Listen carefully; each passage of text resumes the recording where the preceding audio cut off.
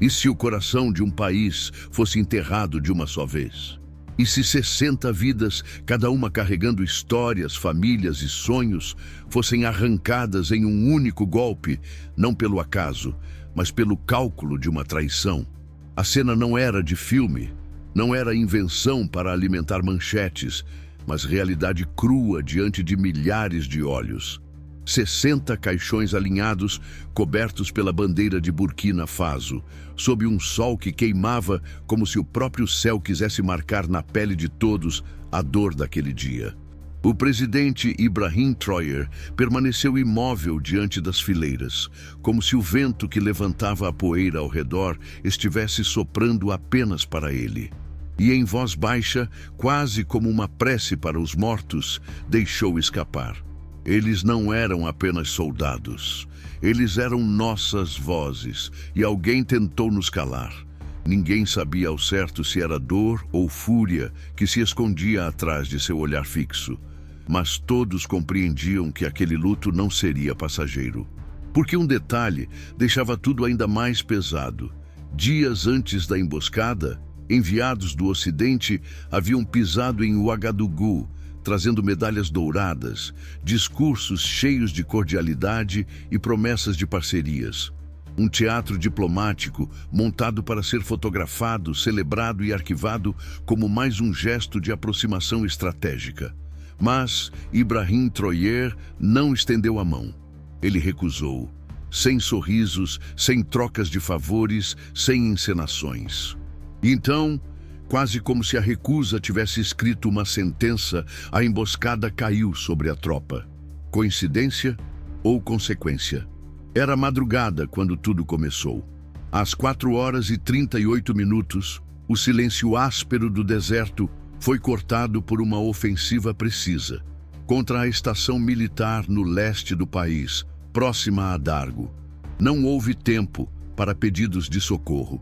Nos primeiros 2 minutos, todo o sistema de comunicação já havia sido derrubado.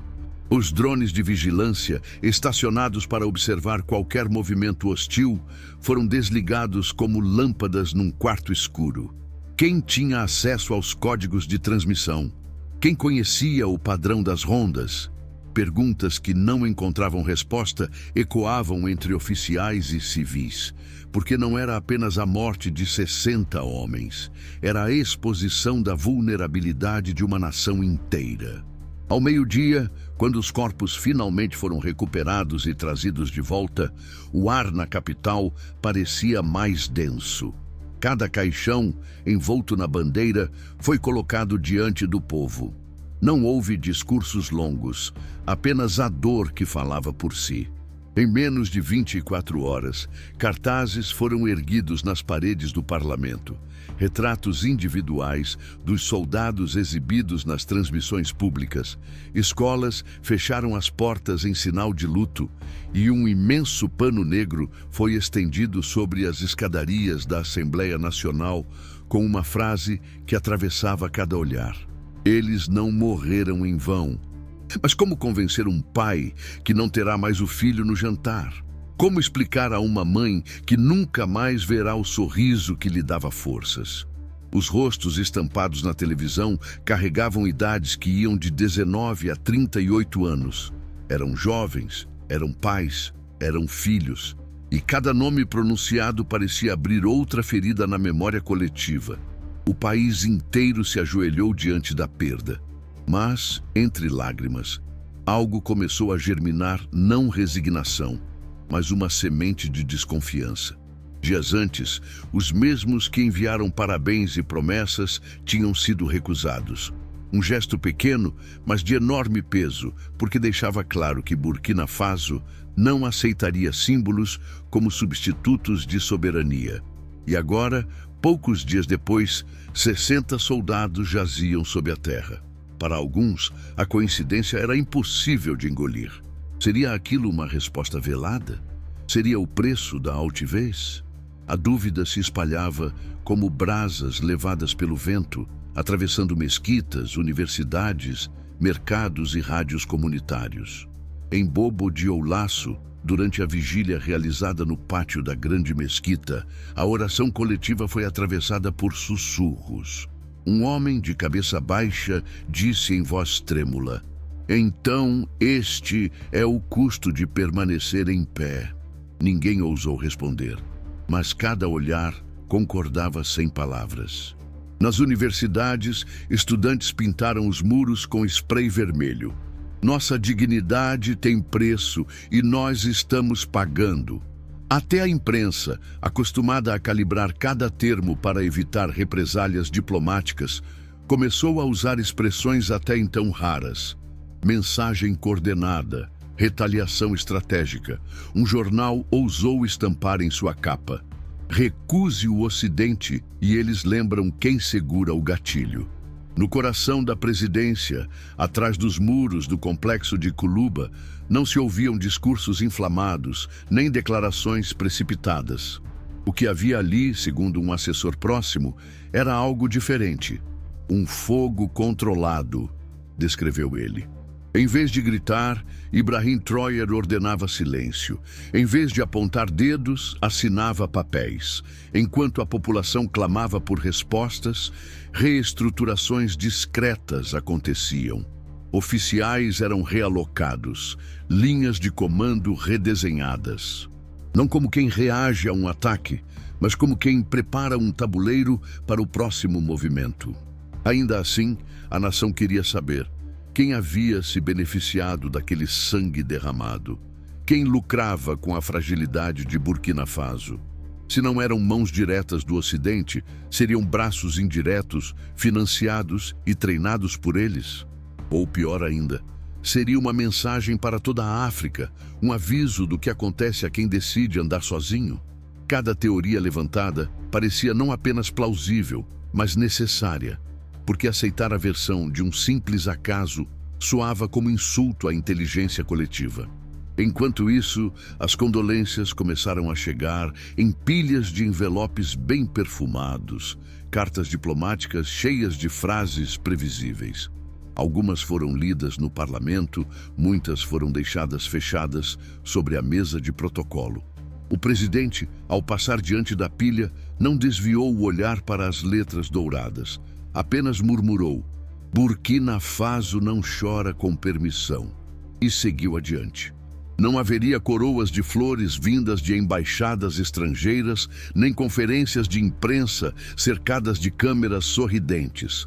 O país não precisava de piedade, precisava de respostas, precisava de direção. Naquele mesmo dia, ao cair da tarde, Ibrahim Troyer foi levado sob forte escolta a um complexo industrial abandonado nos arredores da capital. Um espaço esquecido desde os tempos da Revolução de Sankara, onde outrora caminhões militares eram reparados. As portas foram abertas pela primeira vez em anos, e o presidente percorreu os corredores cobertos de poeira, tocando com a mão as vigas de aço que sustentavam o teto. Diante de engenheiros que o aguardavam em silêncio, disse apenas: "Nós construímos aqui, nós construímos agora, e nós construímos com os nossos." As ruas de Ouagadougou estavam cobertas por cartazes pretos, cada um trazendo o rosto de um dos soldados mortos, como se a cidade inteira tivesse se transformado em um memorial vivo. Por 3 dias inteiros, ninguém ligou a televisão para assistir novelas ou programas de variedades. Só havia retratos, datas de nascimento, idades, frases curtas como "filho da pátria", "irmão do povo", "pai de família". Para muitos, não eram apenas rostos de militares, mas de vizinhos, colegas de infância, companheiros de mesa em mercados ou igrejas. Em pequenas vilas, como Toma e Caia, mulheres acendiam velas nas portas de casa e crianças faziam silêncio nas praças onde normalmente brincariam até tarde. O país inteiro parecia ter parado para respirar, mas era uma respiração carregada de dor, como se cada suspiro fosse o esforço de não se desmanchar em choro. E nesse luto coletivo começaram a surgir micro-histórias que ecoavam em diferentes camadas da sociedade. Um alfaiate de 50 anos em Banfora Contou a um repórter de rádio que um dos mortos havia sido seu aprendiz quando adolescente. Ele queria costurar, mas se alistou porque acreditava que o uniforme dava mais dignidade do que a tesoura. Agora vejo a foto dele no muro e penso se escolheu certo ou se alguém tirou dele a chance de escolher. Um motorista de ônibus, com 63 anos, recordava o dia em que levava a tropa em direção ao leste. Eles cantavam dentro do ônibus. Gritavam como se estivessem indo para um jogo de futebol. Nunca imaginei que seria a última vez que ouviria aquele coro. Hoje, quando guio pelas mesmas estradas, sinto o banco vazio atrás de mim. Esses testemunhos não saíam apenas em jornais. Passavam de boca em boca, de família em família, como se cada lar quisesse guardar um pedaço da memória daqueles soldados. A dor era íntima, mas também política, porque ao lado das lágrimas surgia a pergunta inevitável: quem permitiu que isso acontecesse? E essa pergunta era repetida por homens e mulheres entre 30 e 65 anos, acostumados a décadas de promessas não cumpridas, que viam agora, na morte dos soldados mais do que um crime, viam um sinal. Nas igrejas, padres falavam em homilias sobre dignidade e responsabilidade. Nas mesquitas, ímãs lembravam que não há oração que substitua a obrigação de proteger os vivos. Nos mercados, comerciantes interrompiam barganhas para discutir rumores sobre quem teria fechado os olhos para que o ataque acontecesse. Cada espaço público transformava-se em arena de memória e especulação. Ninguém permanecia indiferente, porque não se tratava de uma tragédia distante, mas de uma ferida aberta no corpo coletivo. Aqueles dias de luto também revelaram uma força subterrânea que a própria população não sabia que possuía. Ao mesmo tempo em que choravam, muitos começaram a transformar a dor em resistência. Em Bobo Dioulasso, professores decidiram reabrir as escolas, não para dar aulas regulares, mas para que os alunos escrevessem cartas aos soldados caídos. Algumas crianças mal sabiam juntar palavras, mas tentavam, rabiscando frases como "Obrigado por me defender". Em Koudougo, mulheres reuniram-se para cozinhar refeições comunitárias e levar as famílias enlutadas, repetindo um gesto ancestral de solidariedade que parecia ter sido esquecido. Em Ouaiguia, jovens pintaram murais não com slogans de raiva, mas com árvores que cresciam sobre túmulos, sinalizando que do luto poderia nascer algo novo. Mas por trás dessas expressões coletivas, havia também uma camada mais amarga. Trabalhadores em feiras e fábricas questionavam em voz alta se o preço da independência não era alto demais. "Estamos preparados para sofrer mais perdas?", perguntava um agricultor de 42 anos, enquanto vendia milho em sacos rasgados. "Nossos filhos vão crescer vendo caixões em vez de colheitas?", a pergunta pairava incômoda como um peso que ninguém queria admitir. Porque, embora todos reconhecessem a dignidade de recusar favores estrangeiros, também sabiam que o custo dessa recusa poderia se tornar insuportável. Esse conflito interno não era apenas da nação, mas de cada pessoa comum. Para quem tinha 30, 40 ou 50 anos, a memória das últimas décadas era feita de decepções. Viam-se governos que trocavam soberania por empréstimos, que aceitavam conselhos externos como se fossem mandamentos.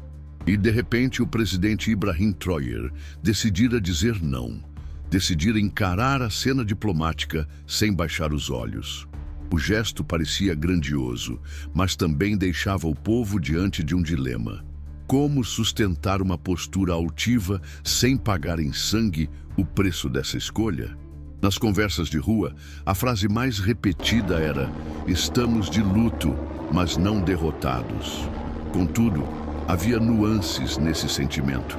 Alguns falavam com raiva, desejando vingança imediata. Outros falavam com calma, como quem entendia que a dor precisava ser canalizada em algo maior. Para as mulheres mais velhas, acima de 60 anos, a frase ganhava outro sentido: não derrotados significava não esquecidos. Uma anciã em Phadang Gurma resumiu: se a lembrança deles permanecer, ninguém venceu sobre nós.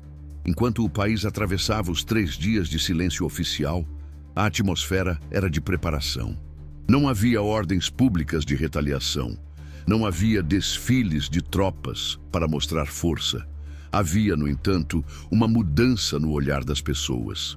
Trabalhadores olhavam as ruas como se fossem trincheiras. Professores encaravam suas salas de aula como se fossem quartéis de consciência. Agricultores viam os campos não apenas como terra a cultivar, mas como território a defender. Esse deslocamento de percepção criava uma sensação nova. A nação estava descobrindo que a defesa não era apenas tarefa de soldados, mas de todos. Ainda assim, a ferida não se fechava. Em cada esquina havia discussões sobre se os soldados haviam sido sacrificados como parte de um jogo maior, um teatro geopolítico no qual Burkina Faso era apenas um peão. As rádios transmitiam debates em que jornalistas perguntavam: foi acaso, foi resposta ou foi aviso? Não havia respostas, apenas hipóteses que se multiplicavam como fumaça. E essa falta de clareza alimentava tanto o medo quanto a determinação. Os que tinham vivido crises anteriores comentavam que nunca haviam visto algo parecido.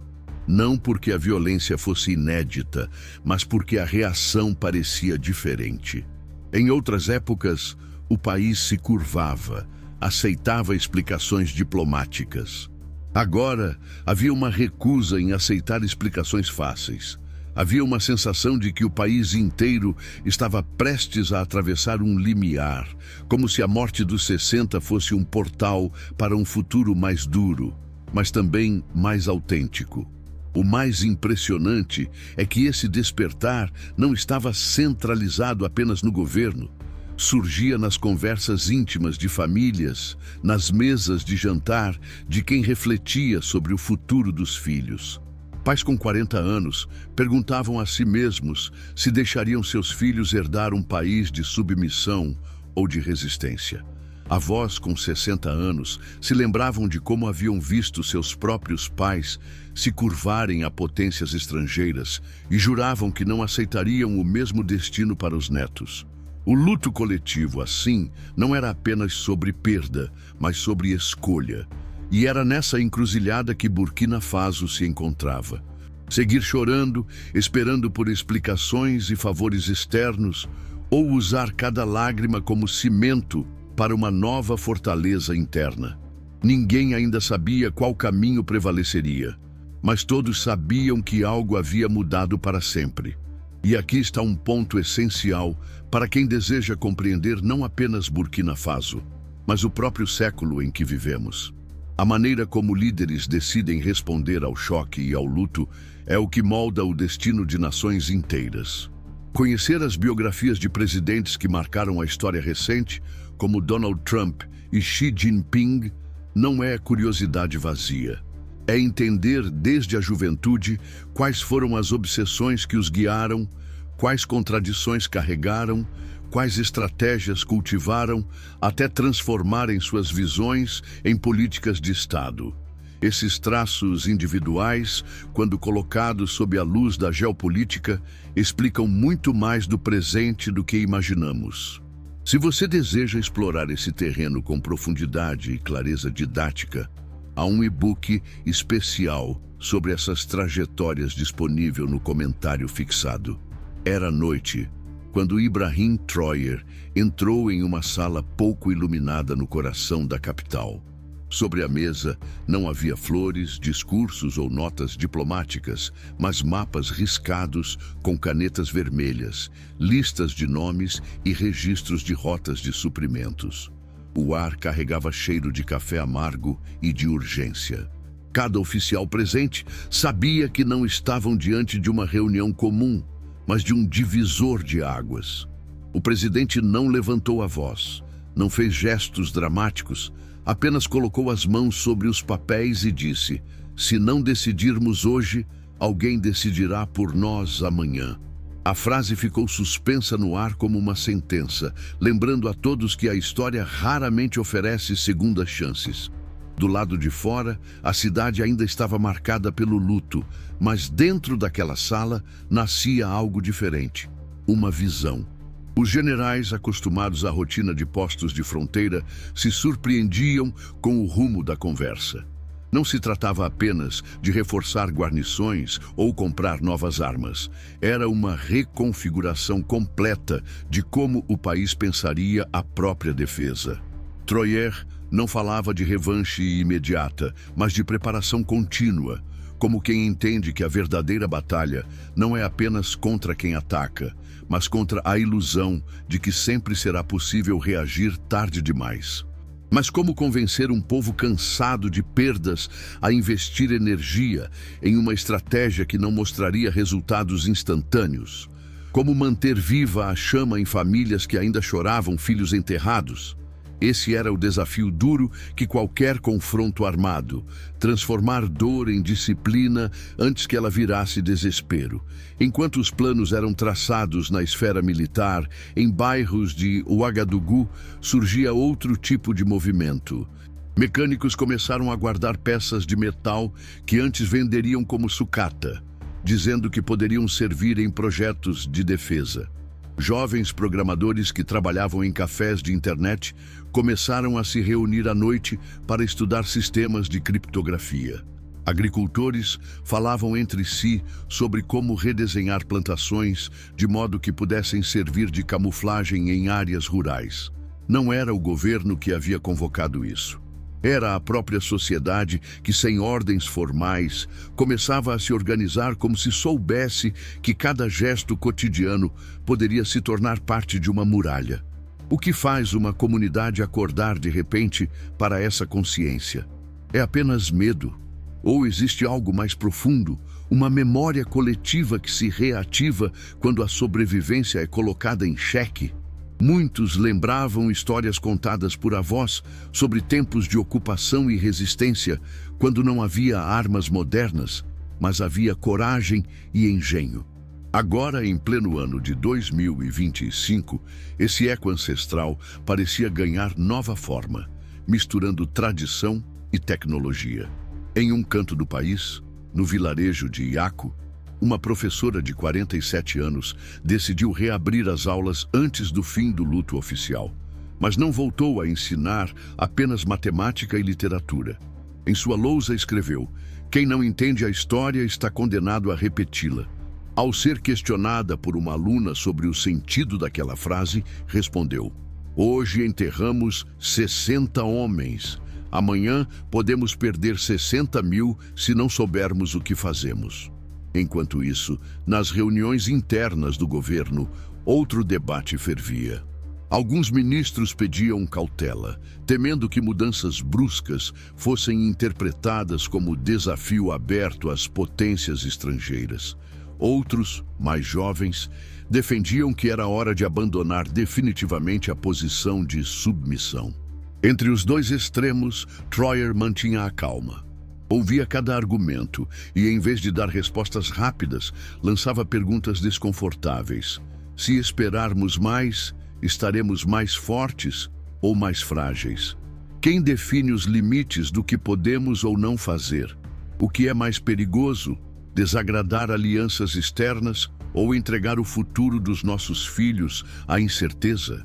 Essas perguntas, em vez de encerrar o debate, abriam ainda mais fissuras no pensamento de todos, obrigando-os a sair do conforto de respostas prontas. E se a verdadeira batalha não fosse contra exércitos, mas contra a mentalidade de dependência? Essa questão começou a circular em universidades, rádios comunitários e encontros informais de trabalhadores. Homens de 50 anos, que haviam vivido sob diferentes governos, reconheciam que a frase tinha sentido. Eles haviam visto empréstimos chegarem, promessas de desenvolvimento serem feitas e, anos depois, a mesma pobreza e a mesma fragilidade permanecerem. Dessa vez, o que estava em jogo não era apenas soberania militar, mas dignidade psicológica. À medida que os dias avançavam, surgiam sinais de que algo maior estava se movendo. Grupos de músicos populares começaram a compor canções que misturavam luto e chamado à resistência. Pintores urbanos passaram a retratar não apenas os rostos dos soldados mortos, mas também imagens de crianças segurando livros e ferramentas, como se dissessem que a luta não era só nas trincheiras, mas também nas escolas e nas oficinas. O país começava a respirar diferente. Ainda chorava, mas cada lágrima parecia carregar uma determinação de que não se permitiria outro golpe igual. E aqui estava a reviravolta mais clara. Em vez de se encolher, Burkina Faso parecia se expandir. Não em território, mas em consciência. O ataque, que poderia ter quebrado a espinha do país, estava forjando uma nova postura nacional. Mas até onde esse despertar poderia ir sem provocar reações ainda mais severas de quem via na ousadia africana uma ameaça ao equilíbrio global? Essa tensão não era abstrata. Nas mesas das famílias, pais e mães começavam a discutir abertamente se valia a pena manter os filhos no exército ou se era melhor prepará-los para outras formas de defesa. Alguns diziam: "Não quero que meu filho seja mais um caixão coberto pela bandeira." Outros retrucavam: "Se não forem nossos filhos, serão os filhos de quem?" Essas conversas eram dolorosas, mas mostravam que a população não estava apenas assistindo, estava participando ativamente da construção de um futuro que exigia sacrifícios. Enquanto isso, em países vizinhos, observadores comentavam em voz baixa que talvez aquela tragédia tivesse aberto um novo capítulo para toda a região. Se Burkina Faso conseguir se reerguer sem se ajoelhar, quantos outros países seguirão o mesmo caminho? Perguntava um analista em uma rádio do Mali. Não havia resposta, mas havia expectativa. O luto de uma nação começava a ser percebido como uma possível virada para um continente inteiro. E é aqui que a narrativa atinge você que assiste. Porque não se trata apenas de um país distante em mapas que raramente aparecem nas manchetes. Trata-se de um reflexo de escolhas universais. Quantas vezes você, no seu cotidiano, já se perguntou se valia a pena aceitar a condição imposta por outros para ter paz momentânea? Quantas vezes já percebeu que abrir mão da própria dignidade pode parecer mais fácil, mas cobra um preço invisível ao longo dos anos? As batalhas de Burkina Faso podem estar a milhares de quilômetros de distância, mas as perguntas que elas levantam estão dentro de cada um de nós. O caminho que Ibrahim Traoré começava a traçar não tinha manual. Não havia garantias de sucesso, mas havia a convicção de que não se poderia mais viver de explicações alheias. E talvez seja isso que mais assuste quem se vê do lado de fora. Um povo disposto a pensar por conta própria. Se essa história toca algo dentro de você, se essa busca por dignidade em voz própria ressoa com suas próprias perguntas, não fique apenas como espectador. Inscreva-se no canal, curta este vídeo e compartilhe suas reflexões nos comentários. Porque histórias como essa não são apenas para serem ouvidas, são para serem continuadas. O presidente Ibrahim Traoré ainda não havia dado um único passo público em direção ao confronto que todos sabiam que viria. Não havia gestos grandiosos, discursos inflamados ou ordens precipitadas. Era como se ele tivesse absorvido a dor de seu povo, mas em vez de permitir que ela se desfizesse em desespero, a estivesse acumulando, como se fosse um combustível que um dia se tornaria fogo. A cada dia que passava, mais uma camada de realidade se desdobrava, e a população começava a sentir que a verdadeira batalha não seria travada apenas nos campos de batalha, mas em cada espaço onde a memória fosse manipulada, onde as narrativas fossem tecidas e recontadas. Era aqui que o dilema se tornava mais cruel. Não se tratava apenas de vingança, não era o velho desejo de justiça imposta pelos poderosos, nem o eco da violência que se arrasta por gerações. O que Troyer começava a arquitetar não era algo fácil de rotular. Não era um ciclo de retribuição, mas a construção de algo que desafiava até mesmo os parâmetros da lógica convencional. Uma defesa que não apenas recuava da ameaça, mas que a enfrentava de forma radicalmente nova. E essa ideia começava a se infiltrar nas mentes do povo, especialmente daqueles que, ao longo dos anos, haviam ouvido as promessas dos governantes passados, promessas que nunca se cumpriram. Então, a pergunta se repetia baixinho entre sorrisos forçados e olhares furtivos. Até onde podemos ir? O que estava acontecendo no coração de Burkina Faso não era apenas uma resposta política. Era uma resposta coletiva e dolorosa de um país inteiro. Um país que até aquele momento parecia ter sido mantido à margem da história por aqueles que dominam o poder global. Como se, após décadas de promessas e manipulações, uma nação inteira tivesse finalmente se lembrado de seu próprio poder. A cada olhar lançado nas ruas, a cada sussurro nas pequenas lojas e nos mercados, havia uma tensão. A sensação de que a resposta não seria mais uma submissão. Seria uma retomada, uma tentativa de falar, finalmente, com a própria voz. Naquela semana, algo curioso começou a acontecer. Não eram apenas as autoridades e os intelectuais que discutiam o futuro de Burkina Faso. As conversas começaram a aparecer nos cantos mais simples da vida cotidiana, como uma faísca que se espalha sem ser notada. Em cafés, pequenos restaurantes, no ponto de ônibus, as pessoas começavam a falar de uma forma que jamais haviam feito antes. Não apenas sobre a política local, mas sobre o que significava ser um país independente, verdadeiramente autônomo, num mundo que parecia sempre disposto a tratá-los como se estivessem à margem. Não estavam apenas questionando o papel de seus governantes, mas, pela primeira vez, questionando o próprio significado de sua existência como nação. Será que nossa independência é só um rótulo que usamos para parecer que temos poder? Ou será que realmente controlamos nossas próprias decisões? Essa dúvida passou de uma ideia isolada a uma conversa constante. As perguntas começaram a ganhar volume. Começaram a transformar-se em debates públicos. O que parecia uma nação unificada pelo luto, agora se transformava em um campo fértil de dissensão e reflexão. Porque, no fundo, o que mais atormentava o coração do povo era perceber que a verdadeira batalha não era contra o inimigo externo, mas contra a própria aceitação da fraqueza imposta ao longo de décadas. Nos bairros mais humildes de Ouagadougou, onde os filhos de operários e pequenos comerciantes se reuniam, falava-se muito sobre como resistir sem recorrer à violência. Como se a resistência fosse algo mais complexo do que as armas nas mãos. A verdadeira luta não está apenas no campo de batalha, dizia um velho artesão que aos 72 anos parecia carregar todas as dores da história em suas costas. Está na nossa capacidade de entender que o que somos hoje é apenas um reflexo do que decidimos ser ontem. A luta não começa com armas, começa dentro de nós.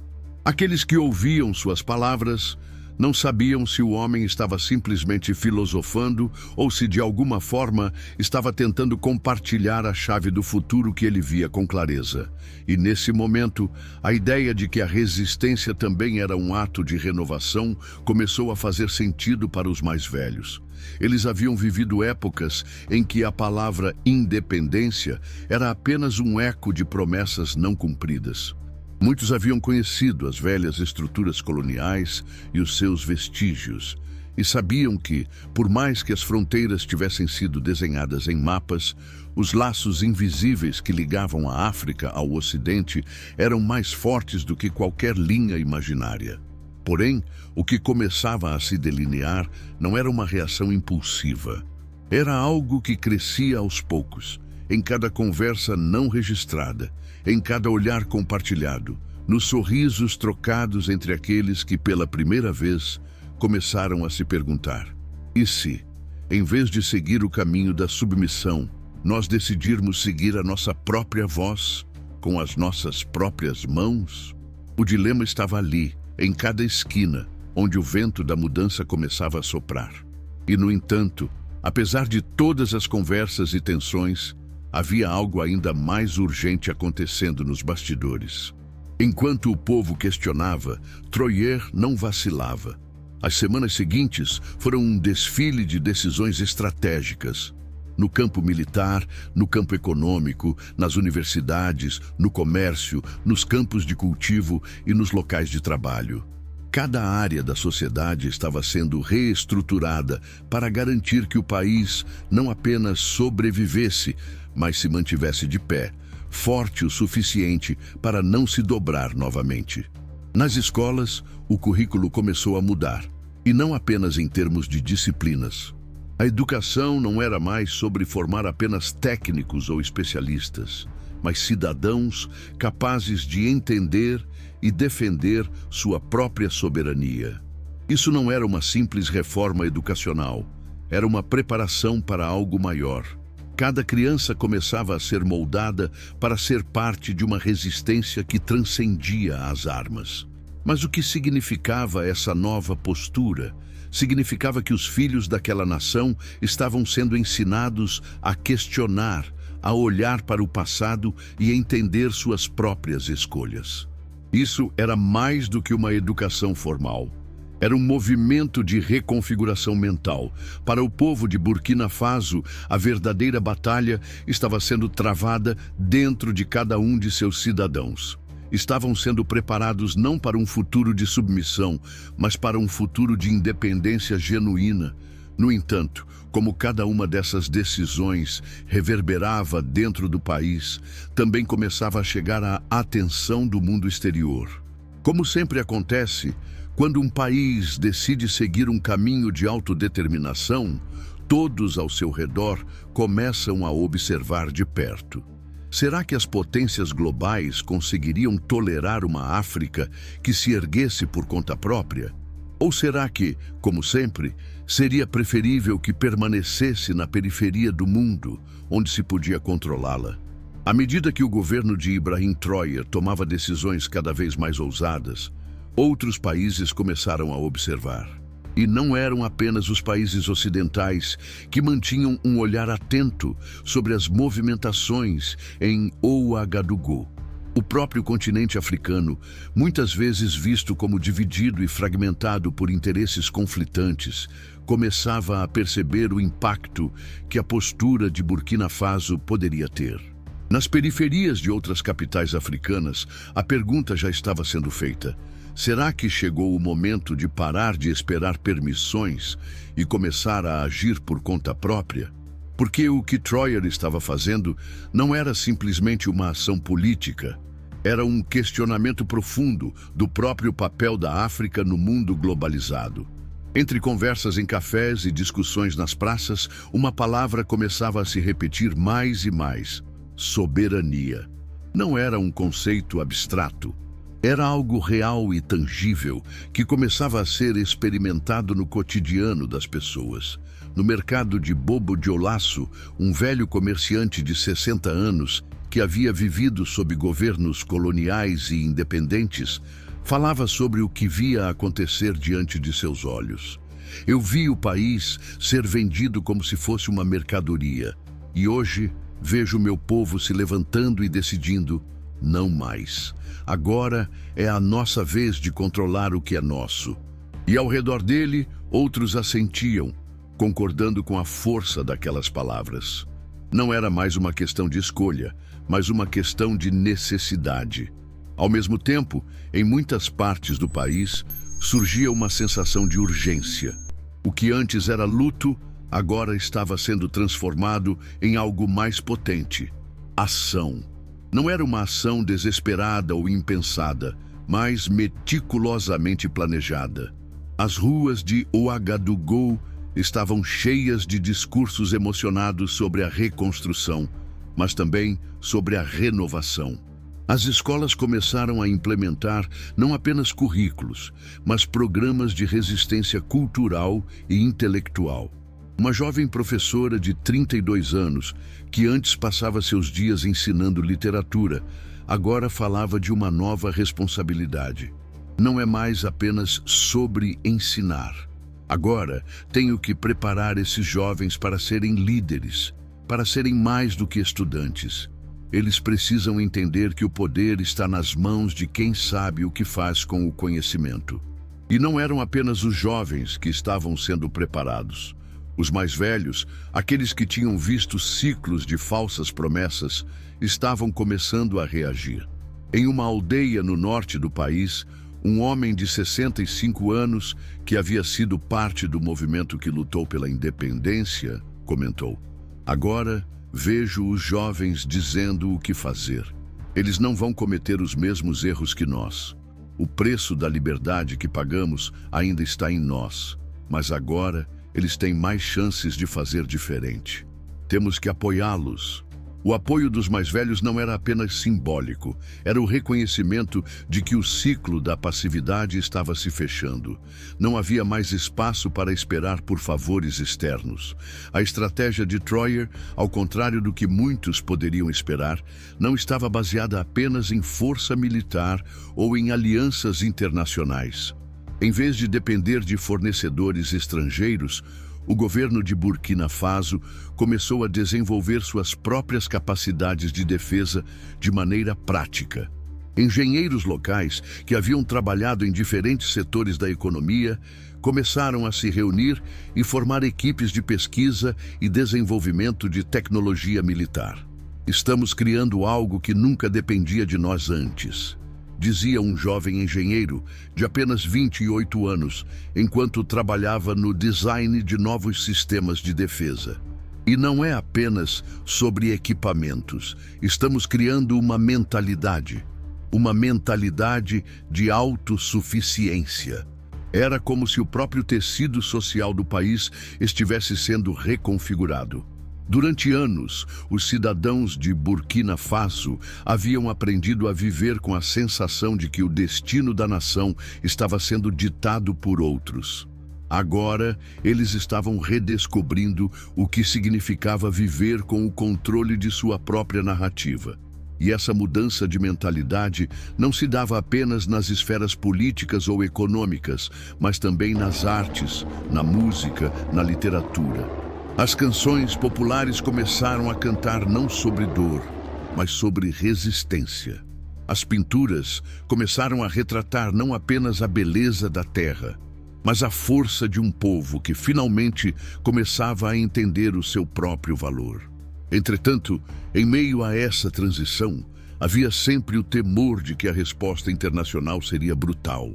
As sanções começaram a ser discutidas. As ameaças veladas passaram a se tornar mais evidentes. E mais uma vez, a pergunta pairava no ar: até onde o mundo permitiria que um país pequeno e empobrecido desafiasse as estruturas globais sem sofrer as consequências? A resposta parecia clara para aqueles que estavam no poder. O que estava em jogo não era apenas a sobrevivência de Burkina Faso, mas a definição do futuro da África no cenário mundial. Os analistas ocidentais começaram a se questionar sobre o que acontecia naquele pequeno país do Sahel. Estava Burkina Faso se tornando um símbolo de resistência ou um anátema para a ordem internacional? Não havia consenso. Mas o que ficava claro para os observadores locais era que o mundo jamais olharia para o país da mesma forma. E essa mudança no olhar, essa mudança na percepção global, era exatamente o que Troyer e seu governo buscavam. No entanto, essa postura de resistência não se limitava apenas à questão militar ou econômica. Em um encontro privado com membros de seu governo, Troyer disse algo que, em outros tempos, seria considerado uma provocação. "Não estamos aqui para nos desculpar.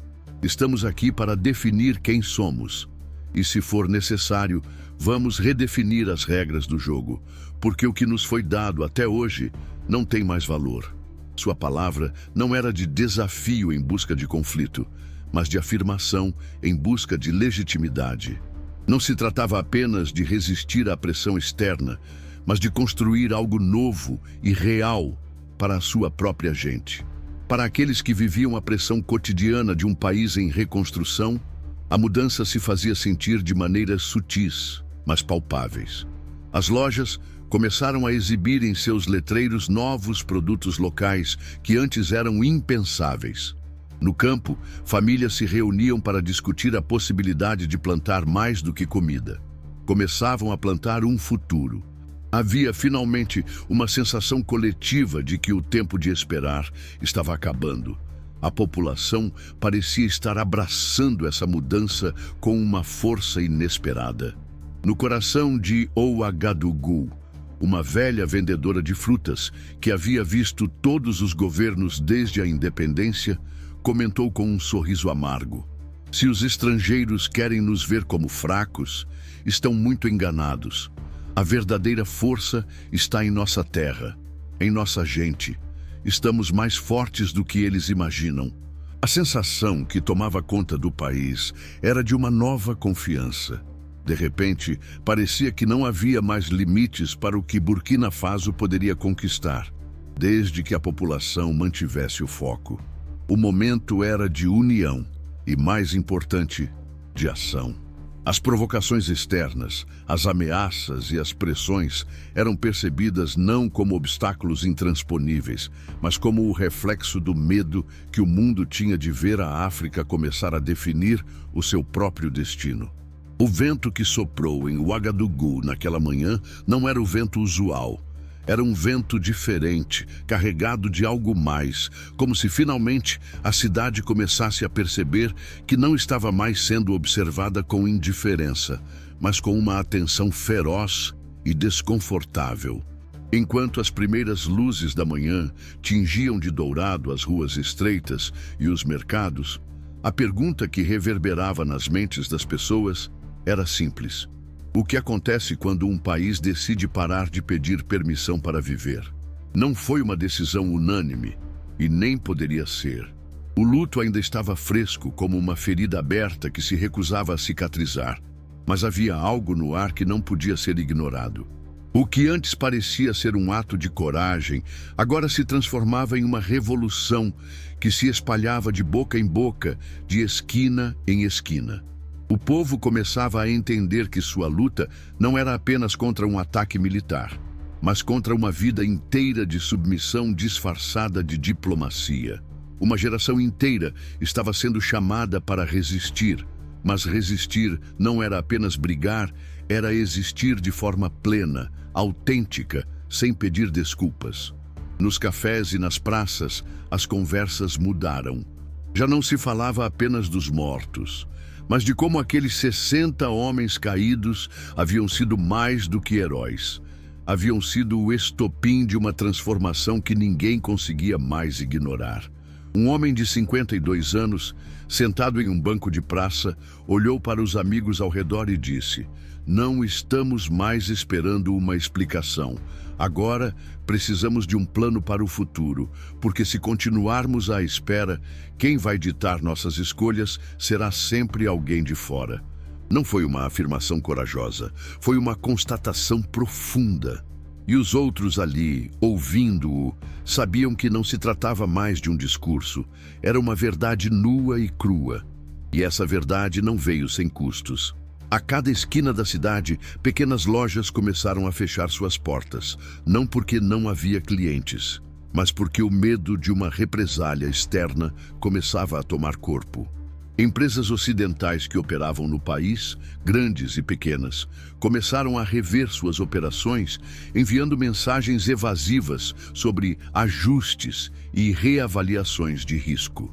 O que antes era uma simples conversa de negócios, agora se transformava em um campo minado de alianças e incertezas. Mas a população, embora assustada, não recuou. Pelo contrário, a sensação de estar sendo observada, de ter os olhos do mundo voltados para si, gerou uma energia curiosa, a de quem finalmente sabia o que queria, mesmo que isso significasse um caminho de espinhos. Havia uma força que surgia, não nas ruas agitadas, mas naqueles olhares trocados entre vizinhos, entre aqueles que, em tempos antigos, já haviam sido forçados a se curvar diante de outros. Aqueles olhares não eram mais de submissão, mas de um entendimento comum. A resistência começava mais uma vez no cotidiano das pessoas comuns. As mulheres, que antes se viam como cuidadoras de suas famílias, agora eram também cuidadoras do futuro de suas nações. Um pequeno gesto de uma mãe em Tenkodogo, que escondeu livros de história e estratégias militares sob a cama, foi tudo o que precisava para que os filhos começassem a entender a importância de manter-se firme, de não ceder à pressão. As perguntas começaram a surgir por toda parte. Se Burkina Faso não se curvasse, se o país seguisse seu próprio caminho, quem se levantaria ao lado dele? Quem entenderia a gravidade da sua decisão de se recusar a ser um espectador passivo? Quem daria apoio a uma África que começava a olhar para o futuro com os próprios olhos, sem as lentes de outros que por tanto tempo haviam moldado a narrativa de sua existência? Não eram apenas questões políticas. Eram questões de identidade, de ser ou não ser. Mas o que Troyer fazia não era apenas político. Sua missão começava a soar como algo mais pessoal, quase visceral. Para ele, o país não estava apenas reagindo a uma perda, estava finalmente acordando. E como se o despertar fosse de um povo inteiro, o presidente procurava moldar esse momento não com palavras inflamadas, mas com ações sistemáticas, calculadas e de longo prazo. Para ele, a verdadeira mudança não viria das grandes declarações ou das aparições públicas, mas dos pequenos gestos, como a reconfiguração do exército, o treinamento de civis para torná-los parte da estrutura de defesa do país. Era uma política pungente. Podemos construir nossa própria defesa, nossa própria narrativa, nosso próprio futuro.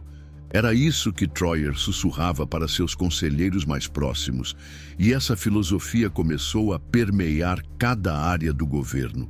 As universidades passaram a ensinar mais do que as disciplinas tradicionais. Elas passaram a ensinar resiliência, a história não apenas da colonização, mas a história da África pós-independência. De repente, as aulas sobre economia, geopolítica e ciência política tinham uma nova base. Entender as necessidades internas antes de aceitar os conselhos e pressões de fora. A ideia era simples, porque o continente, com suas vastas riquezas naturais e humanas, deveria esperar por conselhos e benefícios de quem nunca entendeu suas reais necessidades. O que parecia ser uma mudança estratégica começou a ter efeitos de longo alcance. Em bairros periféricos de Ouagadougou, comerciantes começaram a se agrupar e falar sobre a importância de fortalecer a economia local. Eles começaram a criar suas próprias redes de fornecimento, evitando intermediários estrangeiros.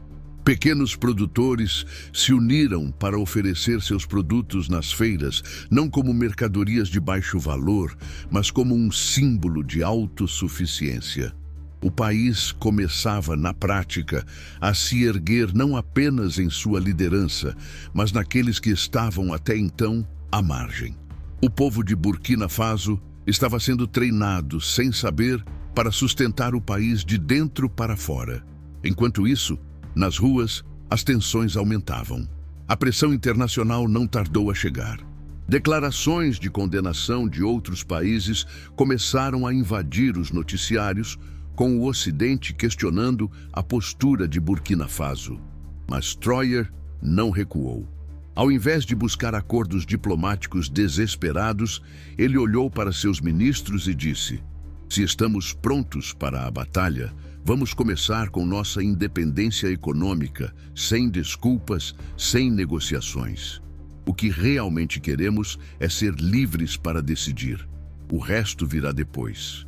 A imagem de um país que começava a definir suas próprias condições de existência estava se tornando mais nítida, mais concreta. Não se tratava de uma retaliação, mas de uma reafirmação de que o futuro de Burkina Faso, assim como o de toda a África, não seria mais ditado por vozes de fora.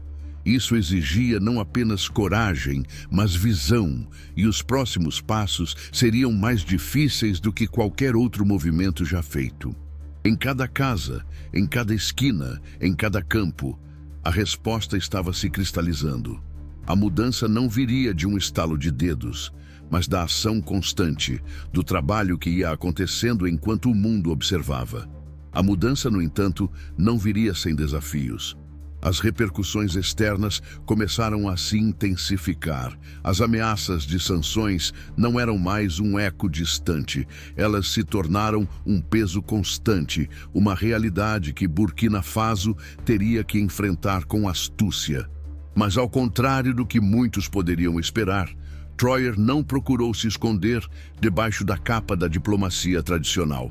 Ele não se curvou diante das pressões externas, nem se ajoelhou para implorar por reconhecimento. O que fez foi virar as costas para as promessas vazias e construir uma estratégia de autossuficiência.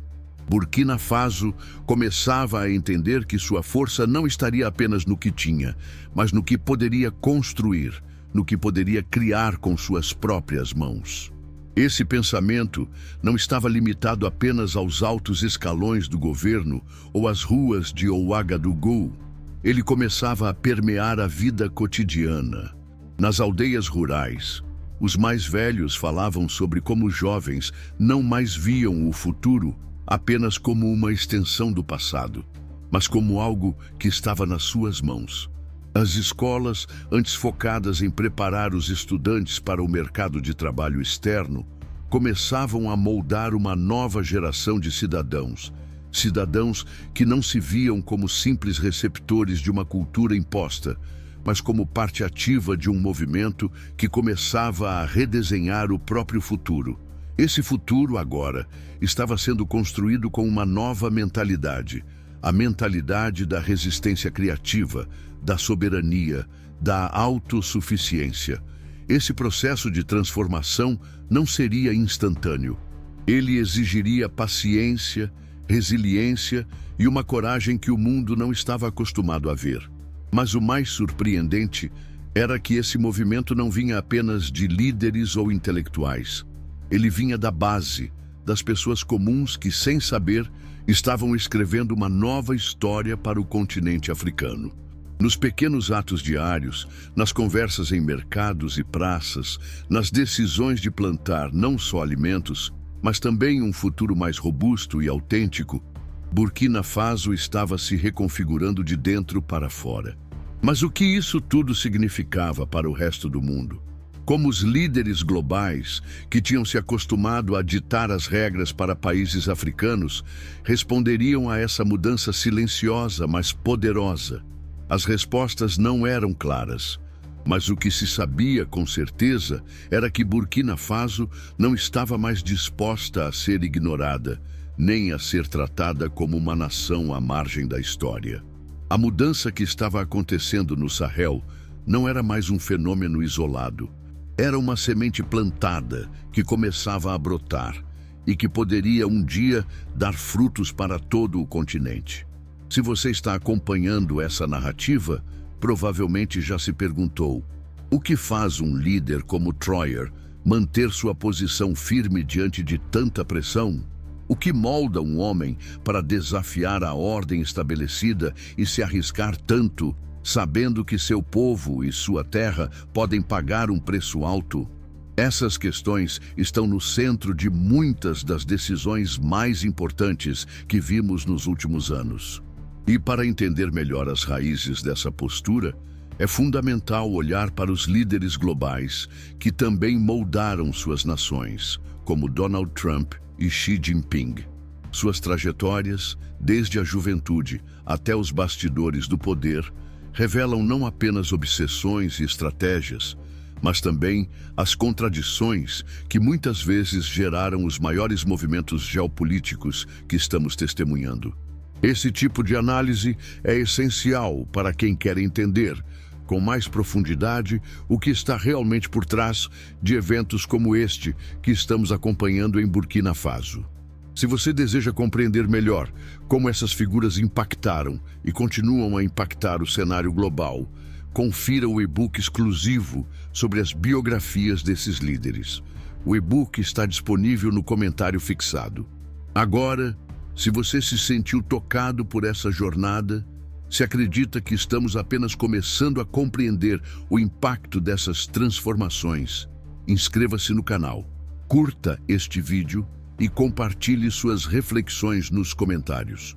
O futuro está sendo escrito agora e cada voz importa. Obrigado por estar aqui conosco. Estamos apenas começando.